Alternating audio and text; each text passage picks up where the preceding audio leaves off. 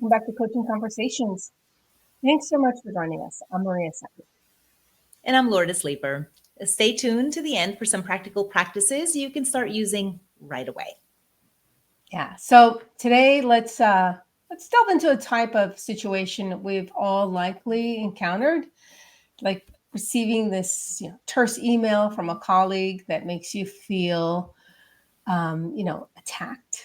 A customer's rude comment that ruins your mood, or even sometimes a family member speaks to you sharply, and that tone just like feels like a personal jab.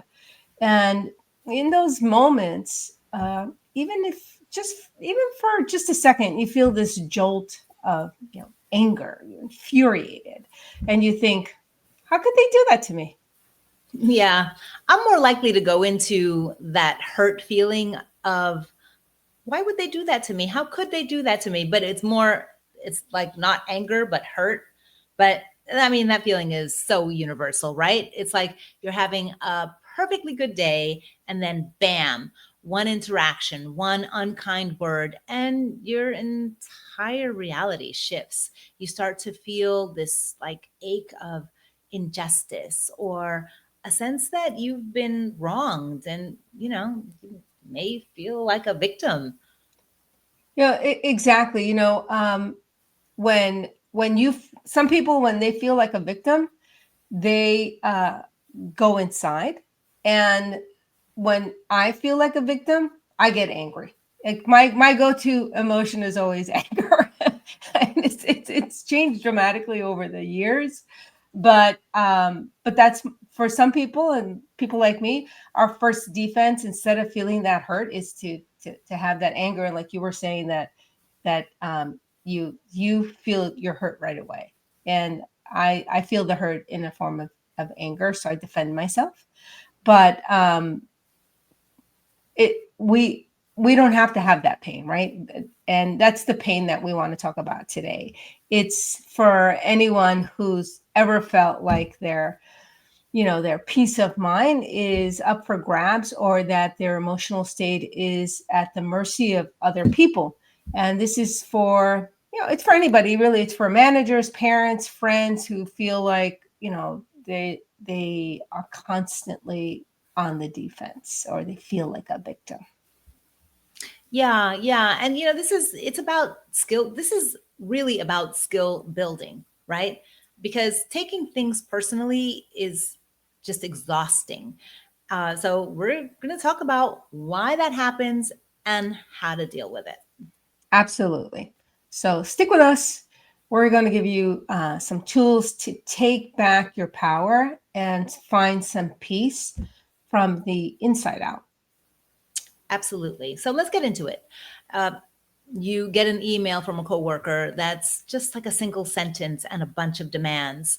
And immediately you think, wow, they're so rude. And they're not respecting me, or they're not being considerate, right? That's like a go-to for me. Yeah. or your spouse says something sharp under their breath, and you have that thought, oh, I've had enough. And then suddenly the entire relationship is in jeopardy, right? And the reason we feel that pull so strongly is because we're living in a false narrative, right? We've been sold a story that other people's actions are a direct reflection of our worth. And we don't just see a terse email, we see a sign of disrespect. We don't just hear a sharp tone, we hear a symbol of a lack of love and consideration. But that's a lie. Yeah, because, it's all based on us, right? We're the ones telling ourselves what this meaning is. So the action isn't the thing that hurts us. It's the meaning we've been conditioned to associate with the action. It's an unconscious belief you have that a person's momentary frustration, it means you're unworthy. You believe this illusion, and in doing so, you become a prisoner to it, right? You've built your own cage with the meaning that you give anything that's happened, right? And so the reality is really simple, but your mind it's added a layer of ego and possibly most likely some historic pain that it's the thing that's making you suffer. Yeah, yeah, this absolutely resonates with me. I mean, this is a cage I put myself into in my teens, in my 20s, in my 30s, overvaluing other people's opinion of me and what I was doing, and also taking their behavior to mean something about me, and usually it presented in a lack of worthiness, a lack of value. Like their behavior means I'm not worthy, I'm not valued. And this is like a classic way of giving your power away and just overvaluing and maximizing other people's behavior and minimizing your own agency. I've certainly worked with clients in this area too, where every little thing, every interaction that they might have with, whether it's personal or professional, dating, friends, managers, where the feedback that they're getting from these other people, they're like letting it in so deeply and having it change the meaning, right? Having it really impact how they feel about themselves, how they value and believe in themselves, when really maybe somebody was just being a jerk. Maybe they were just having a bad day. Maybe they were taking out their frustrations on, on you, and you took that situation and ran with it and built stories around it. So that's what we're talking about today. If this resonates with you, please keep watching, because we're going to help you get out of that muck. And before we get to the how, actually, Maria, did you want to add something there? Well, yeah, the thing that that always happens or happens so often is that we're in so much stress that we're constantly in that survival mode, right? We're not coming from a state of peace. These thoughts that we're having, they're based on, how do I fit into the group? Am I accepted?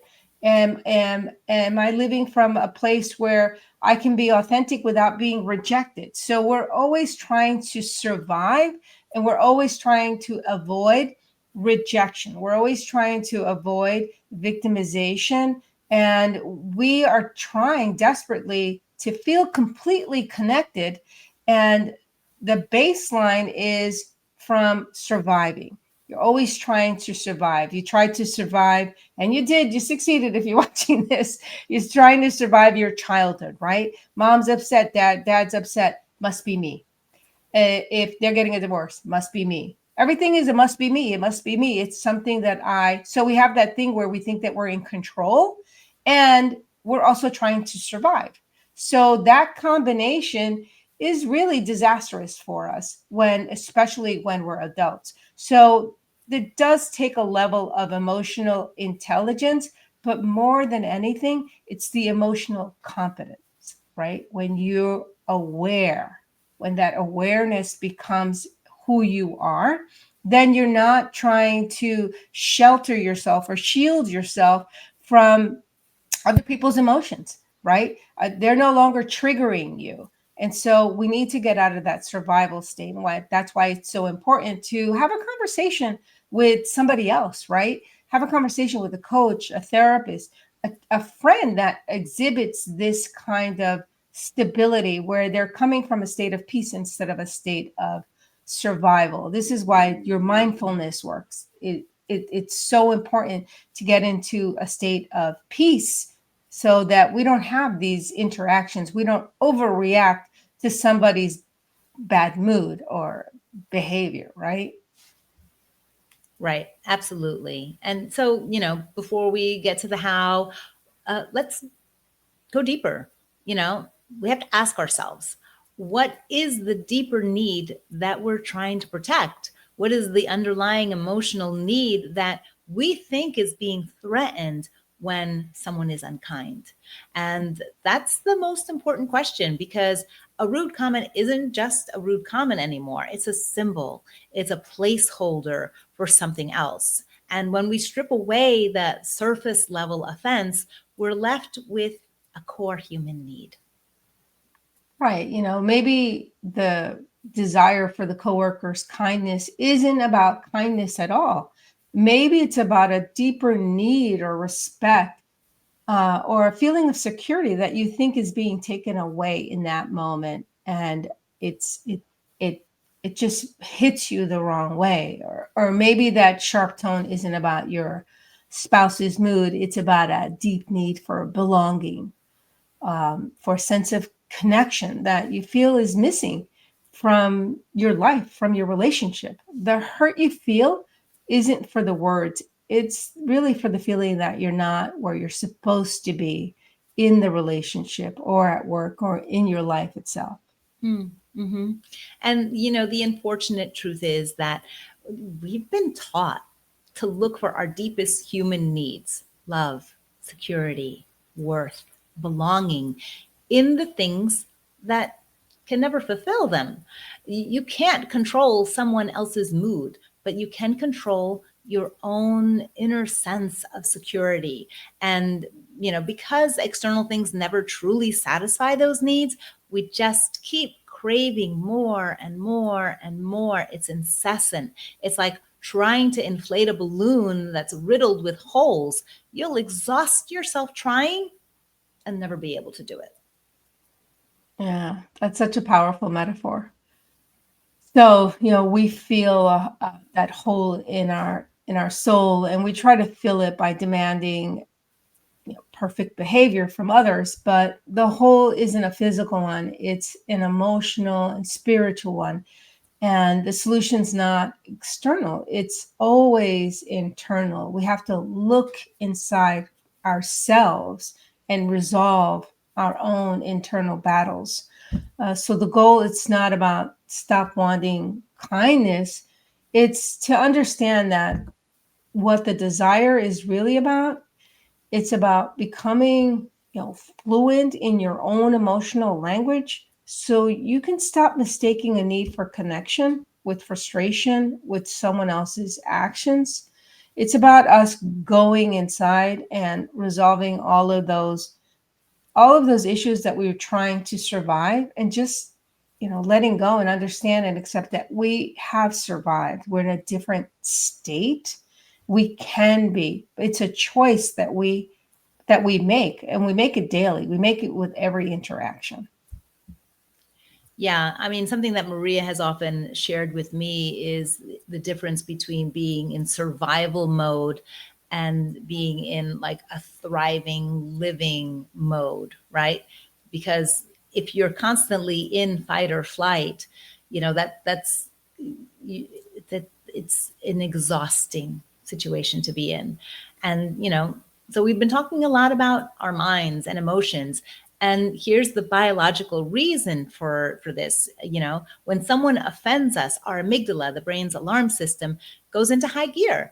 It triggers a fear or anger response, and it releases stress hormones like cortisol. And it's our brain telling us we're in danger, we've been attacked. But the truth is, most of the time, the danger isn't a threat to our survival. Not really.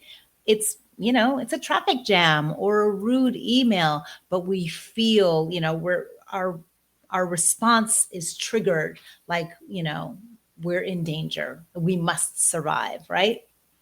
Right. Yeah, it is. It's that huge survival state where, because we're always in it, and so it's easy to escalate because that's your baseline, that survival state. And so, yeah, you're going to act that way.